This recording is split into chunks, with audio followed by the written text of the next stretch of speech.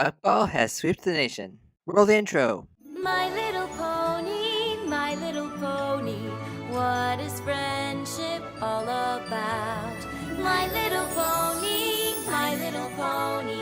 friendship is magic. Greetings, my Brony and Pegasus friends. Welcome to Crimson Analysis. In this episode, I'll be analyzing Season 9, Episode 6, Common Ground. Indeed, Buckball has swept across Equestria, so much so that the ponies in Appaloosa actually built an entire facility dedicated to it. I'm so proud they decided to honor us. I never thought I'd get to be in anything like a Hall of Fame. It seems kind of strange to me that they would make a Hall of Fame this early. But to be perfectly honest, the Ponyville team deserved to be in there. I mean, they are the best players of their time. Me neither! Unless you count a Royal Order of Party Planners Memorial Library, which I don't, because every party planner gets one of those eventually. Unless you count a Royal Order of Party Planners Memorial Library, unless you count a Royal Order of Party Planners Memorial Library, which I don't. Okay, I've listened to this over and over. I've even slowed it down, and I still can't wrap my head around what that is. The real question is, what kind of sports fan doesn't? Quibble Pants? Wait, you? Okay, I knew we would see this guy again at some point this season, but I did not think it would be this early. There's nothing fancy or confusing about it. You can't keep me away from that buckball rink. I'm the biggest fan there is. Really? I didn't really see you as the sports type. Oh, sure, but with all the bucking and the balling on the buckball field, which is where they play buckball. Something's wrong with you. What's going on? Oh, she's cute. Rainbow Dash, I'd like you to meet Clear Sky, the most amazing pony I've ever met. You've met Daring Do, so that's probably an exaggeration. No offense. And I really like her voice. None taken. When it comes to describing your special sun pony, a little exaggeration's normal. And I feel the same way about you. Rainbow Dash, I'd like you to meet Clear Sky. This is my daughter, Windsprint. Clear Sky and Windsprint. Fun fact, Clear Sky is actually voiced by Patton Oswalt's real-life wife, Meredith. And Windsprint is voiced by Patton Oswalt's real-life daughter, Alice. You know, I'd like a chance to catch up with Rainbow Dash. Why don't we split up? We'll cover more ground that way, and... That bothers me a little bit. I like museums, but splitting up to cover more ground in a museum, that does not work. That makes no sense. I literally know nothing about buckball or any other sport. Well, I figured you weren't the sportiest pony in Equestria. But Windsprint is, and her dad was some big athlete too. I can't compete with that.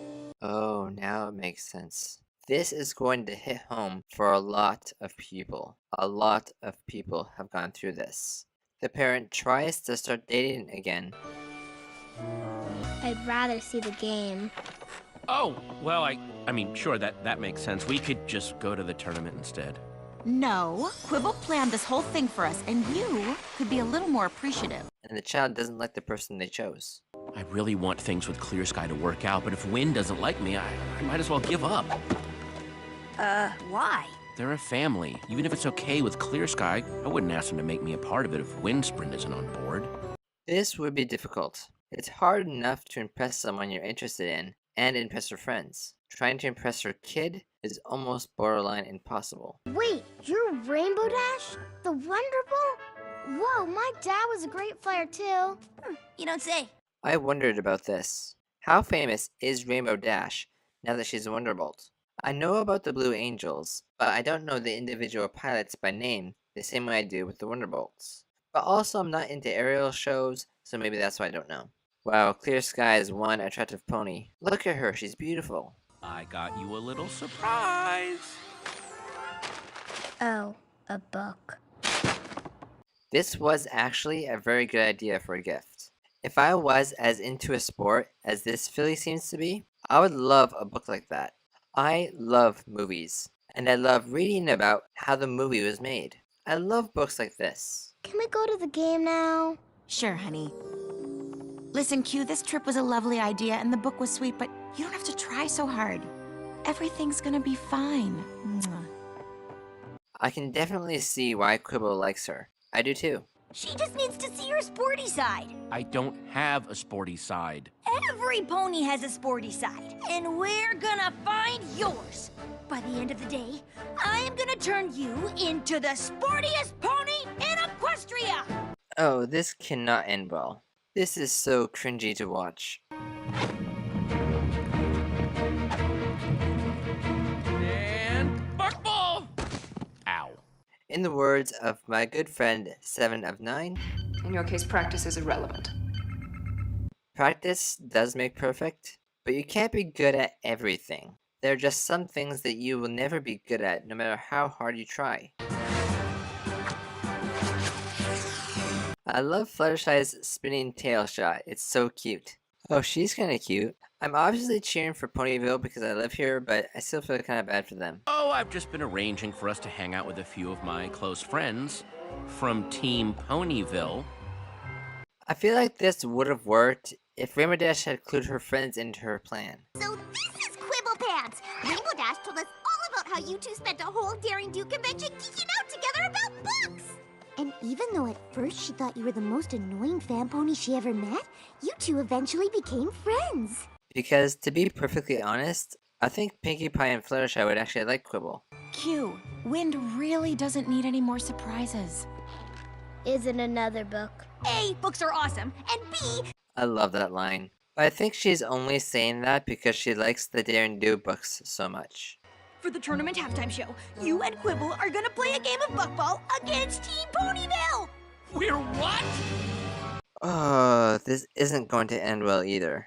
Rainbow, I get what you're trying to do, and I'm sure Quibble appreciates it, but this was not a good idea. Wow, she's pretty good for a little filly. Okay, she's pretty good, period. Oh, this is even more cringy to watch than the training. They're not even trying. I'm just going to let this next scene play out, because there's nothing I could say that would add anything to it. I wish we didn't even come here.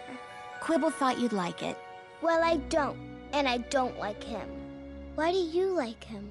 Because he's kind and smart, and his friends certainly seem to care about him, which is always a good sign. I don't care how many ponies care about him. They're not gonna make me forget about Dad. Oh, sweetheart, I know Quibble's trying too hard, but he doesn't want you to stop loving your dad. He just wants you to like him. And I think maybe there's enough room in your heart to do both. Hey there. I feel like most of the time, when the child doesn't like the new person their parent is with, it's for this very reason. Oh, look, Pinkie Pie's gonna flip and triple bounce the ball into the goal. How did you know that? It's right here. Pinkie flips and triple bounce bucks over 83% of her shots from the northwest section of the field when the wind is blowing from the east. From the beginning, I thought this would be the best way for him to bond with her. He enjoys books, and he has a very good memory. Anything he reads, he can remember. So even though he knows nothing about this sport, if it's in the book, he will be able to remember it. Wow, you better watch out or you're gonna start to like books. I guess that wouldn't be so bad. Huh, looks like you didn't need sportiness, famous ponies, or lavish gifts to bond with Wind after all. Clear Sky is awesome. I really like her.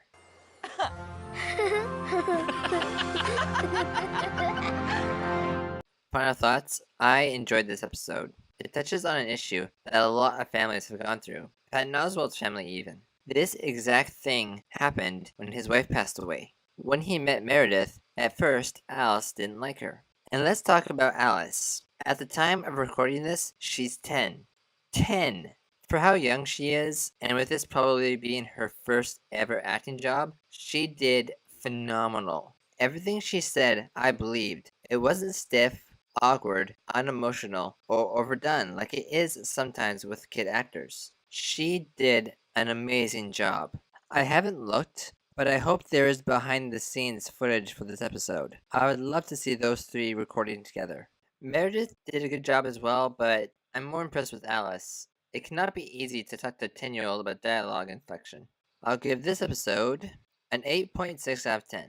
The theme is an issue that a lot of families have struggled with, and we got to see Quibble Pants again, who I expected would only be a one-shot character.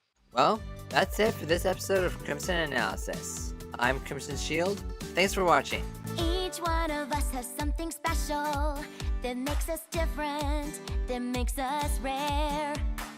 We have a light that shines within us that we were always meant to share.